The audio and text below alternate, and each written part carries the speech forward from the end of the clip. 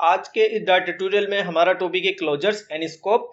देखें, क्लोजर का मतलब होता है कि जो आपके ये करली ब्रेसेस होते हैं, ये इसको हम एक स्कोप कहते हैं, एक मतलब यूं कह लें कि एक एरिया कहते हैं और इसी को हम क्लोजर कहते हैं। ठीक है, अगर कोई ऐसा मतलब मिसाल के तौर पर आपने एक फंक्शन बनाया, आपने उसकी जो टाइप दी फंक्शन दी और यहाँ पर आपने लिखा ओबीजी और इजिकल्स टू यहाँ पर आपने एक एनोनिमस फंक्शन डिक्लेयर कर दिया। अब ये जो एनोनिमस फंक्शन के ये जो करली ब्रेसेस आपको नजर आ रहे हैं, ये करली ब्रेसेस एक्चुअली में ये स्कोप है, ये एक क्लोजर है। ठीक है, तो अब ये इसका कहने का मकसद ये है कि आप एक वेरिएबल बनाया, आपने लिखा इंटीजर और आपने यहाँ लिखा सम इंटीजर।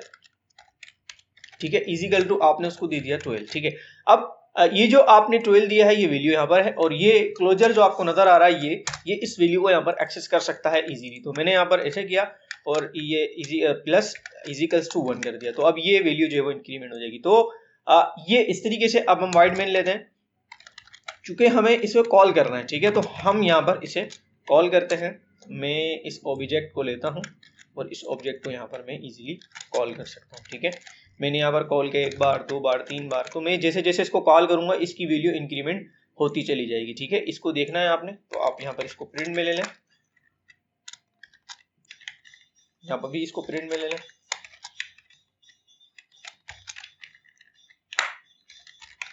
इसको प्रिंट में लेना। ठीक है, इसके बाद हम इसको टर्मिनल पे जाके चलाते हैं। तो मैं जाता हूँ यहाँ पर, हम आते हैं डिबग पे, टर्मिनल पर आए, यहाँ पर हम इसको थोड़ा ऊपर करते हैं, यहाँ पर CLS हम यहाँ लिखते हैं डॉट और 53 टेप का बटन दबाते हैं। तो आप देख सकते हैं यहाँ पर हमारे पास नल नल आया है क्योंकि हमने इसको रिटर्न नहीं किया है। यहाँ पर हम इसको रिटर्न कर देते हैं। तो अब चलाते हैं इसको, तो आप देख सकते हैं कि हमने 12 से स्टार्ट लिया था, 13 14 15 आ चुका है। ठीक है, तो वैल्यू जो है वो इंक्रीमेंट हुई है, इसने अपने स्कोप को जो है वो एक्सेस किया। ठीक है, अच्छा एक और तरीका ये भी है कि हम बजाय ये देने के हम यहाँ पर जस्ट सिंपली कॉल करते हैं और जो वेरिएबल सराउंडिंग वाला है उसको हम जो है वो प्रिंट करते हैं। ठीक है, तो मैं यहाँ पर इसको हटाता हूँ, यहाँ पर मैं इसको, ठीक है, तो अब आप देखें कि मैंने ऊपर कॉल किया, तो कॉल करने से ये हो जाएगा 13 और फिर यहाँ पर हमारे को वैल्यू 12 मिल जाएगी। पहले मैं इसको कमेंट कर देता हूँ, तो मैंने कमेंट के लिए कंट्रोल फॉरवर्ड स्लैश दबाया, अभी यहाँ पर हम इंटर करते हैं, तो अभी देखें 12 का 12 आया, लेकिन जब मैं इसको कॉल करूंगा तो आप देखेंगे कि इसकी वैल्यू हमारी एक इंक्रीमेंट होकर 13 हो जाएगी। तो यही हमारा क्लोजर का स्कोप है कि क्लोजर किस तरीके से अपने सराउंडिंग से वेरिएबल्स को एक्सेस कर सकता है और चला सकता है। एनोनिमस फंक्शन में किस तरीके से हमें काम आता है, हमने ये चीज देखी। ठीक है, एक और एग्जाम्पल मेरे पास है, उसे हम करते हैं। ठीक है, मैं यहाँ पर बनाता हूँ सम फंक्शन नाम से एक फंक्शन बनाता हूँ। ठीक है, अच्छा ये याद रहे कि ये फंक्शन जो है हमारा रिटर्न करता है फंक्शन। ठीक है, अब फंक्शन रिटर्न करने से मुराद क्या है, चूंकि फंक्शन डॉट के अंदर बाकायदा एक टाइप है, एक जो है वो एक क्लास है, तो यहाँ पर हम फंक्शन टाइप इसको दे सकते हैं। तो यहाँ पर मैंने फंक्शन रिटर्न से मुराद ये हुआ कि हम फंक्शन को इस तरीके से एनोनिमस फंक्शन के फॉर्म में रिटर्न कर सकते हैं। ठीक है, नेमिंग फंक्शन आप रिटर्न नहीं कर सकते, एनोनिमस फंक्शन आप जो है वो रिटर्न कर सकते हैं। ठीक है, अब हम इसको वाइड मेन के अंदर सिंपली कॉल करेंगे। वाइड मेन में कॉल करने के लिए मैं यहाँ लिखता हूँ सम फंक्शन 1। ठीक है, सम फंक्शन 1 में यहाँ लिखता हूँ और मैं यहाँ पर देता हूँ इजिकल्स टू और यहाँ पर मैं इस फंक्शन को कॉल करता हूँ। यहाँ से मैं इसको कॉपी करता हूँ और कॉपी करने के बाद यहाँ मैं पेस्ट कर देता हूँ। यहाँ पर मैं इसके पैरेंथेसिस लेता हूँ और ठीक इसके बैक तरफ मैं फाइनल एक मतलब ये जो है वो खुद इन्फर कर लेता टाइप, तो मैं ये फाइनल से जो है वो इसको डिक्लेयर कर लेता हूँ। ठीक है, अच्छा इसके बाद हमारे पास हम फंक्शन मौजूद है। फंक्शन ने जो कॉल किया है वो इस फंक्शन को कॉल किया, अभी ये कॉल करना बाकी है। चूंकि ये फंक्शन आपका बन गया, इसे भी तो आपको कॉल करना पड़ेगा ना, तो हम इस फंक्शन को कॉल करेंगे प्रिंट के अंदर ताकि हमारे पास वैल्यू आ जाए। ठीक है, यहाँ पर मैंने इसको कॉल किया, ये एक्चुअली में फंक्शन है। यहाँ पर मैं इसकी टाइप लिख देता हूँ, आपको समझ जैसे आ जाए।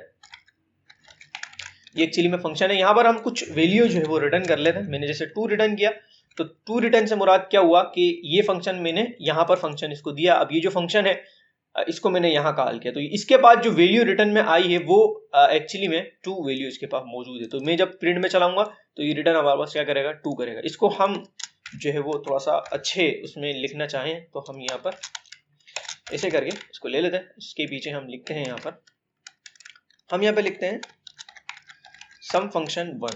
ठीक है, ऐसा बिल्कुल लिख देते हैं। ठीक है, सम फंक्शन 1। ठीक है, और अब हम इसे चलाते हैं। हमने यहाँ पर चलाया इसको, तो आप देख सकते हैं सम फंक्शन 2 आ चुका है, जो कि हमारे पास यहाँ पर आपको दिख रहा है। ठीक है, अभी यहाँ पर मैं अगर 5 करता हूँ तो आपको यहाँ पर 5 मिलेगा। ठीक है, यहाँ पर आपको एक्चुअली में 5 ही मिलेगा। क्लियर है?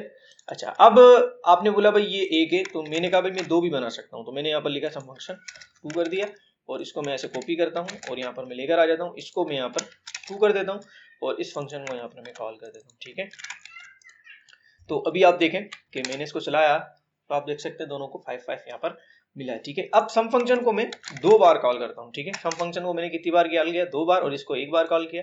अब मैं दोबारा चलाता हूँ तो आप देख सकते हैं कि तीनों को जो है हमारे पास जो है वो, मैं इसको सीलेक्ट करके दोबारा चलाता हूँ तो देखें हमारे पास तीनों के पास जो है वो 5 5 है। अब हम देखें एक यहाँ पर वेरिएबल बनाते हैं। अब ये हमारा एक फंक्शन है, ये एक अलग स्कोप हो जाएगा। मैंने आपको कहा क्लोजर, यहाँ पर मैंने लिखा इंटीजर और मैंने यहाँ पर दिखा काउंट इज इक्वल्स टू, मैंने यहाँ पर दिया इसको 0। ठीक है, अब इस काउंट को मैं यहाँ से लेता हूँ और यहाँ आने के बाद मैं यहाँ लिख देता हूँ प्लस इज इक्वल्स टू 1। तो अब जो ये फंक्शन जो कॉल होगा, ऊपर वाला नहीं, ये वाला फंक्शन जब कॉल होगा तो ये एक इंक्रीमेंट होता रहेगा इसके अकॉर्डिंग। ठीक है, 0 से स्टार्ट हो गया। तो जैसे मैंने यहाँ फंक्शन कॉल किया तो अभी इस वक्त ये एग्जैक्टली सेम ये वाला इसके बाद जाके सेव हुआ है 0। अभी जो इनिशियल वैल्यू है वो 0 है और इंक्रीमेंट होकर 1 हो जाएगी, तो ये वाला इसके बाद जो 1 है। ठीक है, यहाँ पर हम इसे कॉल कर रहे हैं तो इसके बाद 1 है, लेकिन जब अगेन हम इसे कॉल कर रहे हैं तो अगेन हम इसे कॉल नहीं कर रहे अगेन। ठीक है, इस फॉर्म को कॉल नहीं कर रहे हम अगेन, हम दोबारा इसी को कॉल कर रहे हैं। तो जब हम दोबारा इसी को कॉल करेंगे तो जो 1 था वो अब क्या हो जाएगा? 2 हो जाएगा। यहाँ पर दोबारा मैंने कॉल किया तो 1 जो है वो 2 हो जाएगा। और ये जो फंक्शन 2 है, सम फंक्शन 2 ये रहा, इसने जब इनिशियली कॉल किया तो इसकी वैल्यू क्या थी? हमारे पास 1 थी। तो अब जब दोबारा अब जो पहली बार ये कॉल करेगा अपने अंदर वाली याली फंक्शन को, तो इसके पास 1 ही रहेगी। ठीक है, अब यहाँ पर हम इसको चलाते हैं तो आप देख सकते हैं कि पहला वाला जो है इसको हमें 1 मिला, फिर दूसरी बार जो है वो हमारे पास 2 मिला। ठीक है, इसी को हमने जब दूसरी बार कॉल किया तो 2 मिला, क्योंकि ये इंक्रीमेंट कर जाएगा, क्योंकि इसी को हम बार बार कॉल कर रहे हैं, इसे नहीं कर रहे। ठीक है, आप देख सकते हैं कि इसी को हमने कॉल किया, तो हम एक बार दोबारा कॉल कर लें अगर इसको, तो ये हमारे पास 3 हो जाएगा। ठीक है, अभी आप देख सकते हैं इसका 1 2 3 हो चुका है, लेकिन ये हमारे पास इसी वक्त 1 है। क्यों 1 है? क्योंकि ये सिर्फ अंदर वाले को इसने सिर्फ एक बार कॉल किया है, जो कि आपको यहाँ से नजर आ रहा है कि ये इसका एक अलग ऑब्जेक्ट है। ठीक है, तो यही हमारी आज की वीडियो यहीं खत्म हुई। आज की वीडियो में हमने ये सीखा कि क्लोजर एंड स्कोप कैसे वर्क करता है हमारे जो है वो एनोनिमस फंक्शन के अंदर। तो मिलते हैं नेक्स्ट वीडियो में एक नए टॉपिक के साथ, जब तक अपना ख्याल रखिएगा। अस्सलाम वालेकुम।